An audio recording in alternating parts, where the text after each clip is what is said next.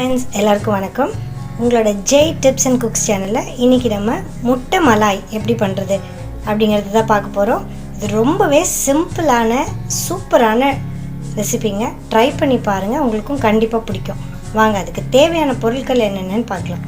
ஒரு பெரிய வெங்காயம் நல்லா நீல வாக்கில் கட் பண்ணி வச்சுருக்கேன். இதை அரைக்கிறதுக்கு தான். நீங்கள் பெருசோ சின்னதோ எப்படி வேணால் கட் பண்ணிக்கலாம். கூடவே 2 பச்சை மிளகாய் எடுத்து வச்சுருக்கேன். 3 முட்டை பாயில் பண்ணி ஹாஃபாக கட் பண்ணி வச்சுருக்கேன். 2ஆக வெட்டி வச்சுருக்கேன். ஒரு அரை டீஸ்பூன் ஜீரகத்தூள், அரை டீஸ்பூன் மிளகுத்தூள். தூள் இல்லை, நீங்கள் பெப்பர் வந்து நுணுக்கி க்ரஷ் பண்ணி போட்டுக்கிறதுனா போட்டுக்கலாம்.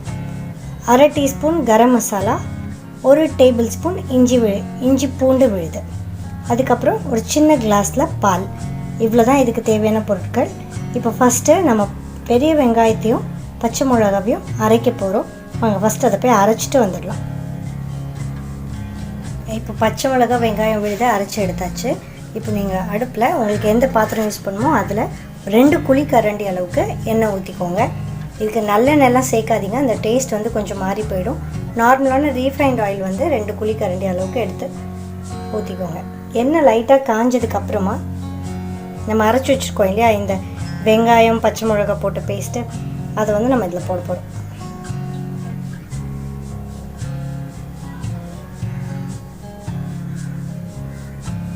இப்போ எண்ணெய் காஞ்சிச்சு.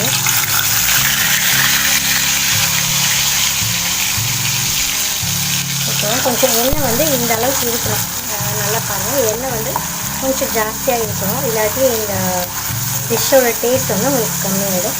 நிறைய பேர் வந்து பட்டர் யூஸ் பண்ணுவாங்க. நம்ம இதில் பட்டர் யூஸ் பண்ணல, அதுக்கு பதிலாக நம்ம ஆயில் யூஸ் பண்ணியிருக்கோம். அதனால் கொஞ்சம் தாராளமாகவே நீங்கள் இதில் எண்ணெய் யூஸ் பண்ணிக்கலாம். இது வந்து நல்லாவே உங்களுக்கு வந்து அந்த பச்சை ஸ்மெல் வந்து டோட்டலாக போகணும். கொஞ்சம் கலர் மாறணும். இப்போ பார்த்தீங்கன்னா ஒரு பாதி அளவு கலர் மாறி இருக்குது. அந்த டைமில் நீங்கள் இஞ்சி பூண்டு விழுது வச்சுக்கோங்க, அதையும் இதில் ஆட் பண்ணிக்கோங்க. ஆட் பண்ணிவிட்டு நல்லா கிளறிடுங்க. ரெண்டும் சேர்ந்து டோட்டலாகவே இந்த க்ரீனிஷ் கலர் இருக்கு இல்லையா, அது போயிட்டு உங்களுக்கு கொஞ்சம் ப்ரௌன் கலரில் வரும். அப்போ தான் அது உங்களுக்கு கரெக்டான கலர்.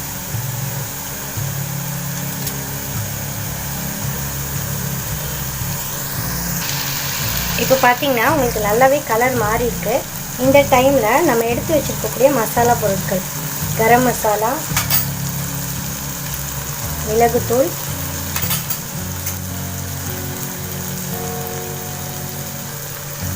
ஜீரகத்தூள், இது மூணையும் மிக்ஸ் பண்ணிவிட்டு கொஞ்சம் கலந்து வச்சுக்கோங்க.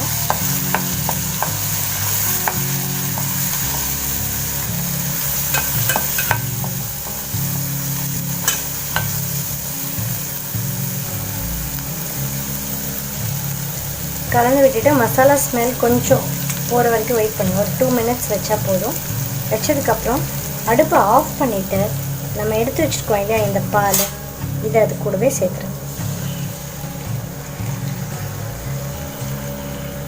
அடுப்பை ஆஃப் பண்ணிகிட்டே சேருங்க. கொஞ்சம் சூட்டோடு நீங்கள் சேரும்போது பால் கொஞ்சம் திரண்ட மாதிரி ஆகிடும். பால் ஆட் பண்ணதுக்கப்புறமா திரும்ப அடுப்பை கொஞ்சம் ஸ்லிம்மில் வச்சு ஆன் பண்ணிக்கோங்க. இதை நல்லா மிக்ஸ் பண்ணி விட்டுக்கோங்க. பால் நீங்கள் ஆட் பண்ணதுக்கப்புறம் அடுப்பு ஆன் பண்ணிவிட்டு ஃபுல் ஸ்லிம்லேயே வச்சுக்கோங்க. அதிகமாக்கிடுங்க. தீயை வந்து ரொம்பவே கம்மி பண்ணிக்கோங்க. இந்த ஸ்டேஜில் இதில் உங்களுக்கு தேவையான அளவுக்கு உப்பு போட்டுக்கலாம்.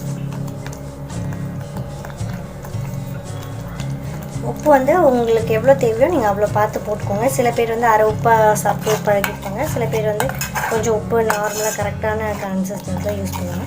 உப்பு உங்களுக்கு டேஸ்ட்டுக்கு ஏற்ற மாதிரி பாருங்கள்.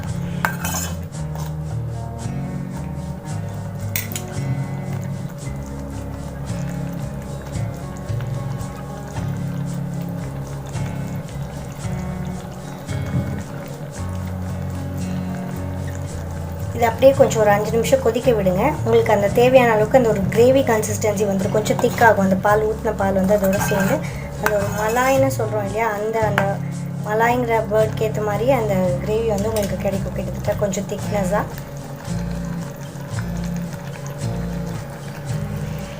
இப்போ பாருங்கள், எண்ணெய் நல்லாவே பிரிஞ்சு வந்துடுச்சு. நம்மளோட கிரேவி கூட கொஞ்சம் நம்மளுக்கு ஏற்ற மாதிரி அந்த ஒரு திக்னஸ் வந்து வந்துடுச்சு. இப்போது நம்ம கட் பண்ணி வச்சுருக்க எக்ஸ் எடுத்து அப்படியே இந்த மஞ்சள் கரு வந்து உள்பக்கமாக வர மாதிரி நீங்கள் இதை க்ளோஸ் பண்ணுங்கள்.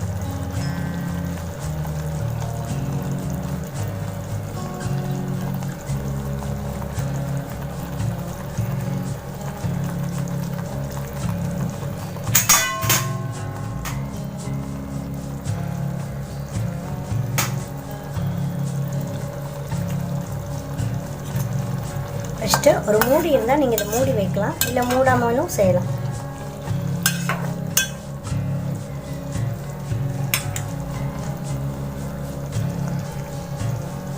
நான் இப்போ இதை ஒரு சின்ன மூடி போட்டு நான் இதை மூடுறேன். மூடி ஒரு 5 minutes கழிச்சு என்ன ஆயிடுச்சு. இப்போ எப்படி இருக்குன்னு நம்ம பார்க்கலாம்.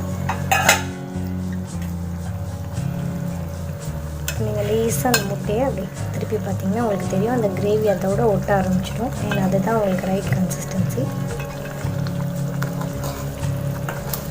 அவ்வளோதான், நம்மளோட முட்டை மலாய் ரெடி ஆகிடுச்சு. கொத்தமல்லி இருந்தால் கொத்தமல்லி வச்சு கார்னிஷ் பண்ணலாம். கஸ்தூரி மேத்தி யூஸ் பண்ணுறவங்க கஸ்தூரி மேத்தி கொஞ்சமாக நீங்கள் இதை ஆட் பண்ணிக்கலாம். நான் இங்கே கஸ்தூரி மேத்தி போடுறேன்.